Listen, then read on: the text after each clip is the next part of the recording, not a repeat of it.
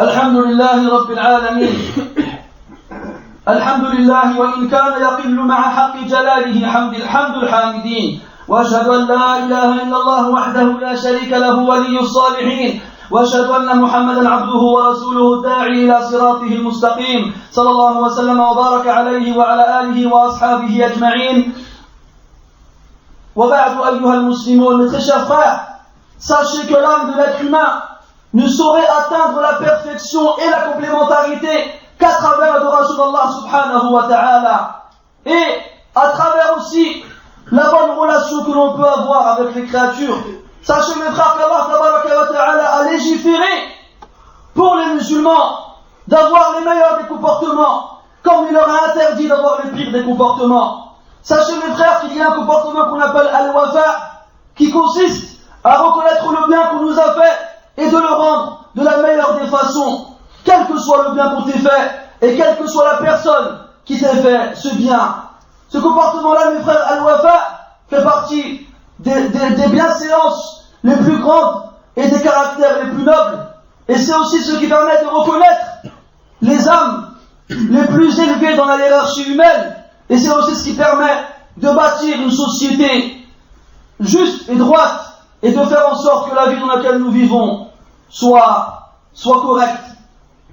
Et sachez mes frères que en fonction de la grandeur du bien qu'on t'a fait, al-wafa que l'on doit rendre, donc c'est-à-dire le bien que l'on doit rendre doit être encore plus important et encore plus grand. Et bien entendu, le plus grand de ces dons qui nous a été fait, celui qu'Allah tabaraka wa ta'ala nous a offert. Et la meilleure façon de remercier Allah tabaraka wa ta'ala devant ce don, c'est de l'adorer seul et uniquement et de ne rien lui associer. Allah dans le Coran dit: respectez mon engagement, je respecterai le vôtre. Sachez que al-wafa fait partie des caractéristiques des hommes, des vrais, et est un signe qui permet de montrer l'élévation de l'âme et du bon comportement. Et sachez que les gens, les êtres humains qui ont le mieux rendu le bien sont les messagers d'Allah alayhimus salatu wassalam. Prenez à titre d'exemple Moussa alayhi salam qui a reconnu le droit de son frère sur lui, Haroun alayhi salam. C'est une des raisons qui a fait qu'il a demandé à son Seigneur subhanahu wa ta'ala d'en faire son associé dans la prophétie. Comme Allah nous informe dans le Coran que Moussa alayhi salam, lorsqu'il fut envoyé à Pharaon, il a dit: oh Allah, fais de ma famille, désigne dans ma famille un ministre, mon frère Haroun, afin que tu renforces avec lui ma tâche et que tu l'associes dans ma mission. Le prophète alayhi salatu wassalam, lui aussi, a su rendre le bien par le bien, et en particulier envers ceux qui nous ont fait du bien, et en particulier ceux qui nous ont apporté une aide et un secours dans la transmission du message de son Seigneur, même s'il n'était pas musulman, comme Al-Mut'im ibn Adi, qui n'était pas un musulman, qui était un associateur de la Mecque, après que le prophète alayhi salatu wassalam soit revenu de Taif, où il a reçu de la part de ses habitants une réponse violente, les Quraysh se sont dit: on a enfin une occasion de nous débarrasser de Mohammed alayhi salatu wassalam. Al-Mut'im ibn Adi a été chercher ses fils et les hommes de sa tribu et il leur a dit: prenez vos armes. Et lorsque le prophète alayhi salatu wassalam est rentré à Mecca, ils l'ont entouré et l'ont protégé et l'ont interdit à quiconque de l'approcher. Alors le prophète alayhi salatu wassalam s'est souvenu de ce bien-là alors qu'il était ancien, et des années plus tard, après la mort de Mut'im ibn Adi, après la bataille de Badr où les musulmans ont remporté la victoire et où ils ont capturé de leurs ennemis un certain nombre, le prophète a dit alayhi salatu wassalam: si Al-Mut'im ibn Adi était vivant et qu'il m'avait demandé de lui rendre ces personnes impures, je lui aurais rendu en échange du bien qu'il m'a fait auparavant. Et le prophète alayhi salatu wassalam agissait ainsi, bien entendu, envers ses compagnons radiyallahu anhum, et en particulier Abu Bakr, qui est le meilleur des compagnons radiyallahu anhum, car il a tout donné pour le prophète sallallahu alayhi wa sallam, et bien sûr pour Allah subhanahu wa ta'ala et pour l'islam, que ce soit sa propre personne ou encore ses biens. C'était celui qui a le plus accompagné le prophète alayhi salatu wassalam. C'est pour ça que le prophète a dit sallallahu alayhi wa sallam: si j'avais dû prendre un ami intime de ma communauté, j'aurais pris Abu Bakr radiyallahu anhu, mais c'est mon frère et mon compagnon. Et tout le monde sait que l'islam a connu une fierté, une puissance sans pareil auparavant, lorsque Omar ibn Khattab radiyallahu anhu s'est converti à l'islam. On sait à quel point Omar radiyallahu anhu a donné de tout ce qu'il possédait, en particulier de sa propre personne, notamment dans les moments les plus difficiles, c'est-à-dire les batailles. Et c'est pour ça que le prophète a dit, alayhi salatu wassalam, que Omar faisait partie des gens du paradis.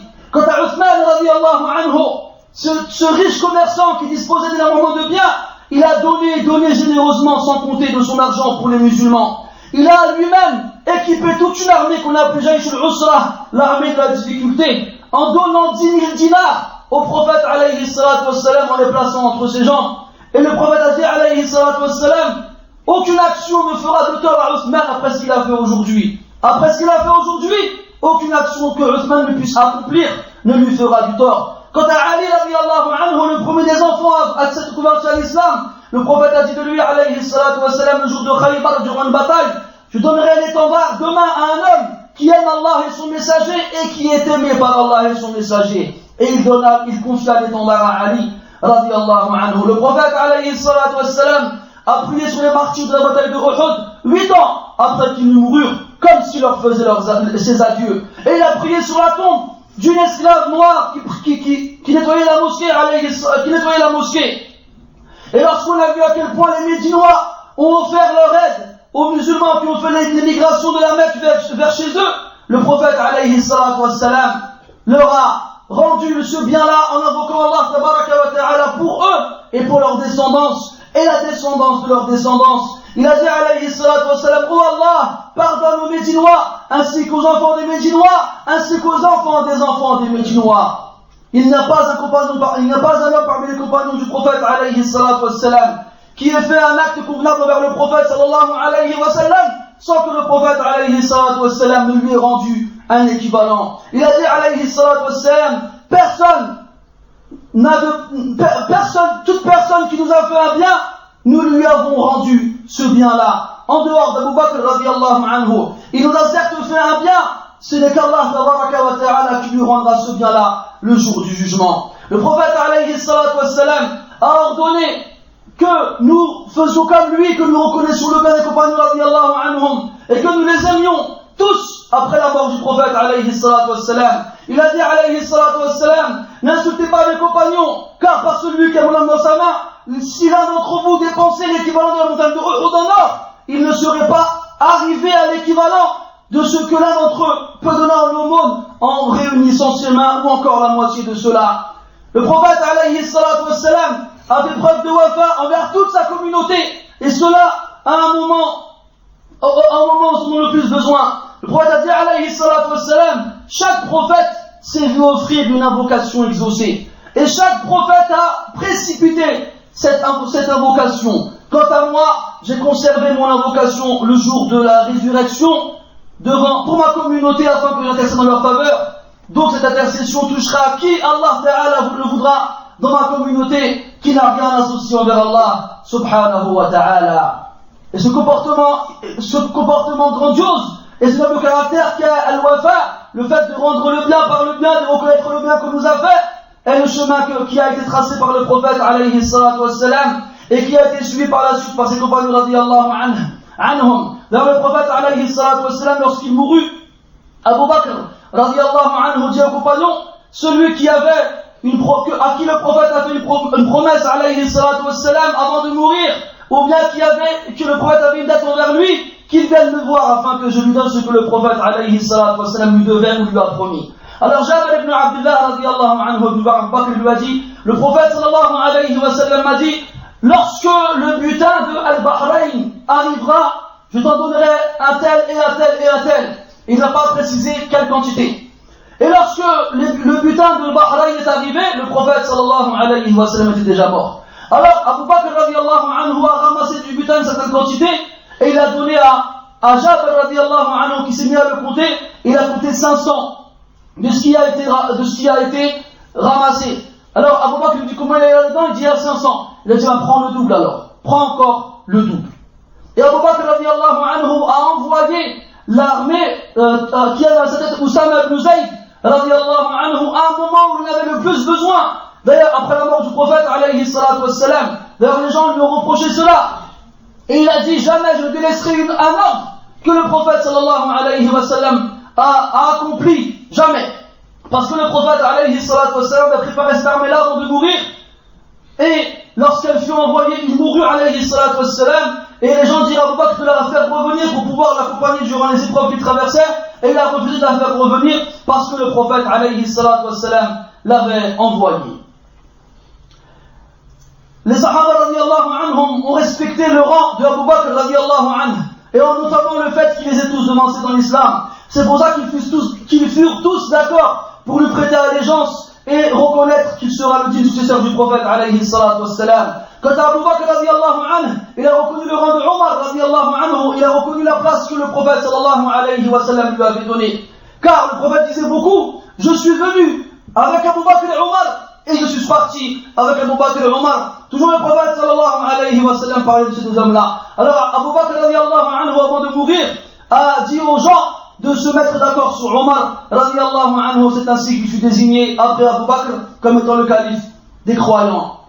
Et sachez mes frères qu'après Allah tabaraka wa ta'ala, après les messagers d'Allah et ses compagnons, ceux qui méritent le plus envers nous la reconnaissance de leurs biens, ce sont nos parents. Comment ils se sont éreintés pour que nous soyons bien? Comment ils ont pu passer des nuits blanches afin que nous puissions dormir? Comment notre père s'est fatigué afin que l'on puisse vivre convenablement? Comment notre mère nous a porté avec difficulté et aversion? Et combien elle a contribué à notre naissance avec douleur et souffrance. Le premier des droits envers lequel on a le plus d'obligations après celui d'Allah subhanahu wa ta'ala est celui envers les parents. Allah tabaraka wa ta'ala a dit, et ton Seigneur a ordonné que vous n'adorerez que lui et que vous fassiez preuve de bienfaisance envers les parents. Fait partie de la reconnaissance du bien envers les parents le fait d'invoquer Allah tabaraka wa ta'ala en leur faveur. Allah a dit, et dit, ô mon Seigneur, fais-leur miséricorde comme ils m'ont éduqué lorsque j'étais petit. Fait partie aussi de la reconnaissance envers eux le fait de leur obéir tant qu'il n'y a pas en cela une désobéissance et d'agir de la façon la plus convenable envers eux. Et de faire tout son possible pour faire rentrer la joie dans leur cœur et dans leurs âmes. Fait partie de la reconnaissance du bien envers eux, de leur montrer que leurs efforts n'ont pas été vains dans l'éducation qu'ils nous ont donnée et qu'ils se sont fatigués à nous inculquer en empruntant le chemin de la droiture et de la piété. Fait partie de la reconnaissance envers le bien qu'ils nous ont fait, aussi de faire honneur à leurs amis et à leurs proches après leur mort. Il a été rapporté qu'un bédouin est passé près de Abdullah ibn Umar radiyallahu anhuma. Alors Abdullah ibn Umar lui a dit, n'es-tu pas le fils de Atel, fils de Atel?